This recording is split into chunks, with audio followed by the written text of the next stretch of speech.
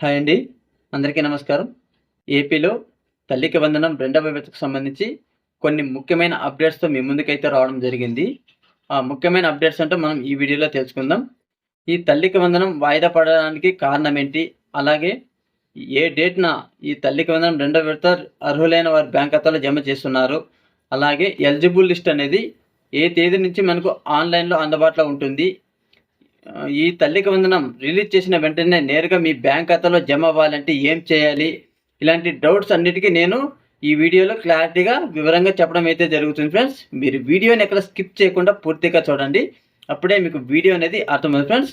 మన వీడియో కనుక నచ్చినట్లయితే ఒక చిన్న లైక్ ఇచ్చి మన ఛానల్కి సపోర్ట్ చేయండి. అలాగే సబ్స్క్రైబ్ కూడా చేసుకోండి ఫ్రెండ్స్. లేట్ చేయకుండా మన టాపిక్ అనేది వెళ్ళిపోదాం. ముఖ్యంగా మొట్టమొదటిగా మనం చూసుకున్నట్లయితే తల్లికి వందనం రెండవ విడతకు సంబంధించి వాయిదా పడడానికి ముఖ్య కారణం ఈ స్కూల్స్లో ఇంకా అడ్మిషన్ అనేది జరుగుతున్నాయి కాబట్టి 1వ తరగతికి ఇతర కారణాల వల్ల వేరే స్కూల్కి ట్రాన్స్ఫర్ అయ్యే వాళ్ళు చాలామంది ఉన్నారు కదా.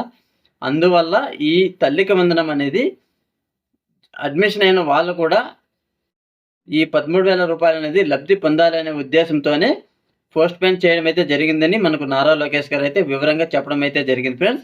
అలాగే రెండవది చూసుకున్నట్లయితే తల్లికి వందనం ఎలిజిబుల్ లిస్ట్ అనేది ఎప్పటి నుంచి అందుబాటులో ఉంటుందో మనం మాట్లాడుకుందాం.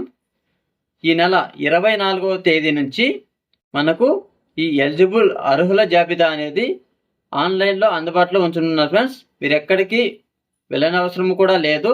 మీకు సంబంధించిన మీ స్మార్ట్ ఫోన్లోనే మీరు స్టేటస్ కూడా చెక్ చేసుకోవచ్చు. ఒకవేళ మీకు ఫోన్లో చూసుకునేది రాకపోతే కనుక మీకు దగ్గరలో ఉన్నటువంటి గ్రామ వార్డు సచివాలయానికి వెళ్ళి కూడా అక్కడ నోటీస్ బోర్డులో డిస్ప్లే చేయనున్నారు కదా, అక్కడ కూడా మీరు చెక్ చేసుకోవచ్చు. అలాగే ఈ తల్లికి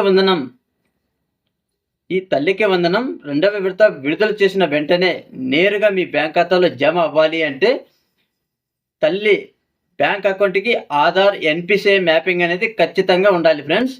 మీరు అన్ని రకాల ఎలిజిబుల్ అయి ఉన్నా కూడా మీకు డబ్బులు అనేది రావు. ఈ ఒక్క పని చేయకపోవడం వల్ల ఈ డబ్బులు అనేది మీరు కోల్పోయే అవకాశం అయితే ఉంటుంది ఫ్రెండ్స్. ఖచ్చితంగా ప్రతి ఒక్కరూ ఎన్పిసిఐ లింక్ ఉందా లేదా అనేసి మీరు ఆన్లైన్లోనే చెక్ చేసుకోవచ్చు. నేను ఆ వీడియో కూడా మీకు రేపు అప్లోడ్ చేయడం అయితే జరుగుతుంది ఫ్రెండ్స్. ప్రతి ఒక్కరూ ఈ ఆధార్ ఎన్పిసిఐ మ్యాపింగ్ అనేది మీరు ఏ బ్యాంక్ అయితే అకౌంట్ ఉందో అక్కడికి వెళ్ళి చెప్పండి బ్యాంక్ మేనేజర్ గారికి, ఇలా మాకు తల్లికి వందనం పథకం రావాలి, ఎన్పిసిఐ మ్యాపింగ్ అని అడుగుతున్నారు, చేయండి అనేసి. ఉన్న వాళ్ళైతే ఓకే, నో ప్రాబ్లం. ఒకవేళ చెక్ చేసుకోండి ఫ్రెండ్స్.